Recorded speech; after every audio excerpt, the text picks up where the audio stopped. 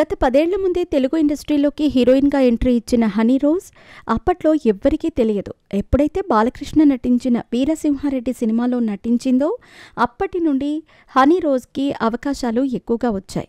అంతేకాదు 'వీరసింహారెడ్డి' సినిమాలో honey rose అందాలకు చాలామంది ఫిదా అయ్యారు. ఆమె భారీ అందాలకు ఫిదా అయిన కుర్రకారు సోషల్ మీడియాలో హనీ రోజ్‌ని తెగ ఫేమస్ చేసేశారు. దాంతో హనీ రోజ్‌కి వరుసగా ఆఫర్స్ వచ్చాయి. అలా లేడీ ఓరియంటెడ్ మూవీలతో పాటు షాపింగ్ మాల్స్ ఓపెనింగ్‌కి పిలుస్తూ హనీ రోజ్‌ని పాపులర్ చేసేశారు.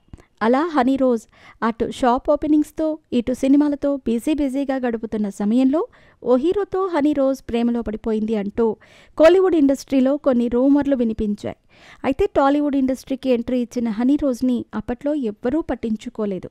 ఎప్పుడైతే ఫేమస్ అయిపోయిందో అయితే టాలీవుడ్ నుంచి వచ్చాక కోలీవుడ్, కన్నడ వంటి కొన్ని సినిమాల్లో చేసిందట.